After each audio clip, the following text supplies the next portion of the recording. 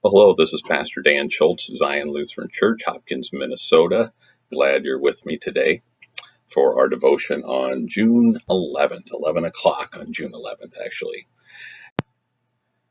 So you'll notice I'm not outside today. Today, the outside was not agreeing with me. So, with the wind and the neighbors' noises and the dogs barking and the planes going overhead and other issues that I couldn't control, I decided I had to move in.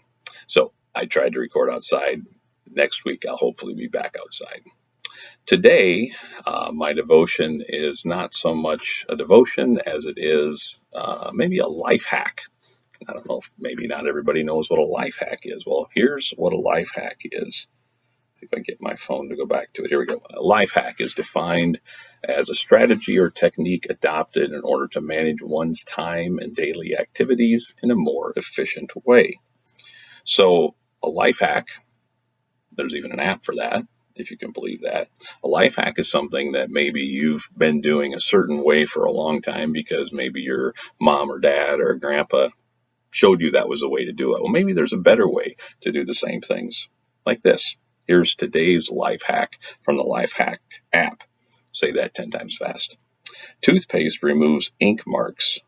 Apply it to stains and let it dry before you wash it. I've used toothpaste for other things, but not necessarily on clothes. Here's one, and there's even a picture. I don't know if that will come through real well, but it says, no sprinkler at home? Make one by poking holes in a 2-liter pop bottle. And then it shows you connecting your garden hose and putting some duct tape on that. And then the water sprays out of the holes that you made.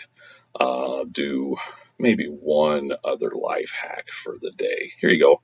This might be a good life hack if you're prone to losing things. It says this: put things back where you first looked for them, not where you found them. So if you normally go looking for your keys in one place and often find them somewhere else, put your keys always in that first place that you look, because obviously that's your default place for your keys. Put things back where you first looked for them, not where you found them. All right, might save you some time. So anyhow, I said today my devotion is not so much a devotion as it is a life hack. About a week ago, probably about the same day that I made my last video, I made an intentional decision that I was going to stop watching the news for a while. And I get my news from a lot of sources. The TV is often on in the background if I'm in the house.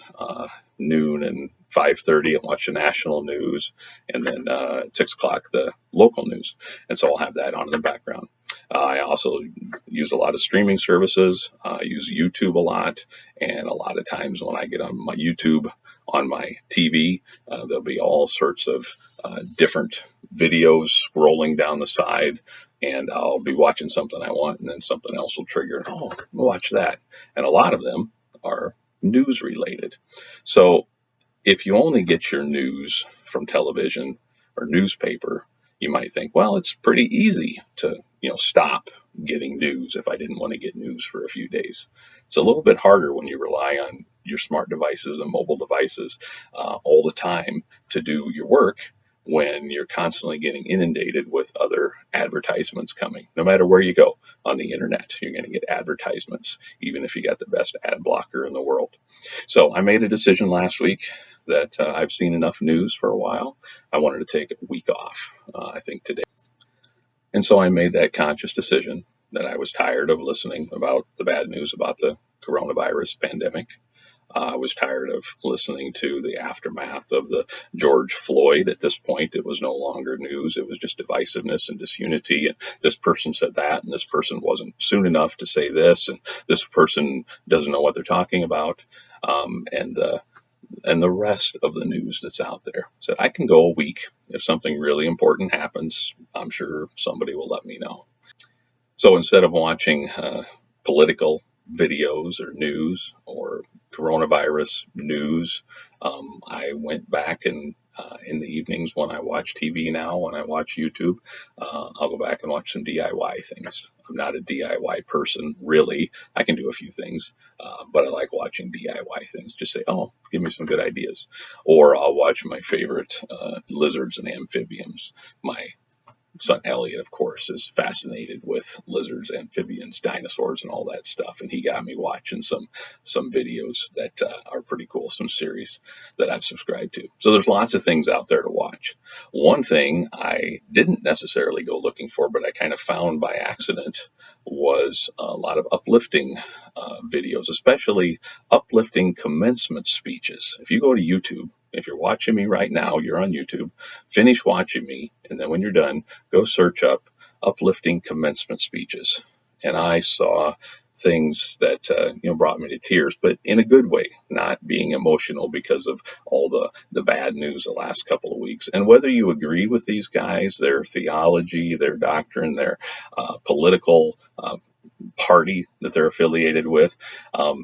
A lot of these people that give the commencement speeches, the people that are asked to come and talk to the young students who are graduating, they do a really good job of just bringing real life to those kids. So if you want to find some good ones, there's some Steve Harvey ones that are out there, some Denzel Washingtons, some Matthew McConaughey, and a lot of other ones. Again, you can take it or leave it as far as that person's political position or if you agree with their religion, but just the uplifting aspect of it. So I watch a lot of Steve Harvey episodes. I'd really never watched that before. There's just a lot of uplifting stuff out there. And for the last several months, I've been hearing enough of the bad stuff, of the divisive stuff, of the he said this and she said that, and what about this, and you're a terrible person, and all those kinds of things that I appreciated this past week, being able to just focus on those uplifting things. So I challenge you to not necessarily take a week off like I did, but take a day off, take 2 days off. Watch some of those uplifting videos. Get some uplifting news, whether it be reading, whether it be television. Go to the Hallmark Channel and watch some of the things over there. Golden Girls and Little House on the Prairie and things like that. But I challenge you in this time where a lot of the news we see is bad news, negative news. I challenge you to go out and be intentional, looking for some good news and some uplifting news. And hopefully in a week, when I'm back with you, I'll check in with you and you can say, yeah, Pastor Dan, I think that helped. So that's my life hack for the day. The other thing I want to mention is that I've been saying for several weeks, I'm going to be doing a Bible study. My intention is to start next week. That would be Wednesday, the 17th, I believe, in the evening. Evening Wednesdays seem to be church nights in general. So I'm hoping that will work for those of you who want to join in my Bible study. I'll be sending a note out later in the weekend, and possibly the Sunday service. I'll mention what it is that I'm actually going to be focusing on. It's going to have to be a lot of discussion based because Zoom doesn't do so well with long videos. So it's going to be more of a discussion format. And so I'll want some engagement. I don't want just me talking the entire time, but I'll have more information. I'll get sent out in email form, and maybe another video that I'll release too that's going to explain what it is that I'm going to do. If you're not technically proficient with Zoom, maybe you've heard of it, but maybe you don't know what it is, I will set aside a time that we can log on, me and those of you who want to get a little Zoom training, figure it out. I'll tell you how to download it in my email that I send. And I'll give you a little more information about how to connect with me and get you up and running so that we're ready for that first session again next Wednesday, which I believe is the 17th. So until then, I look forward to hearing from you about how your uplifting time is going. And we'll see you again real soon.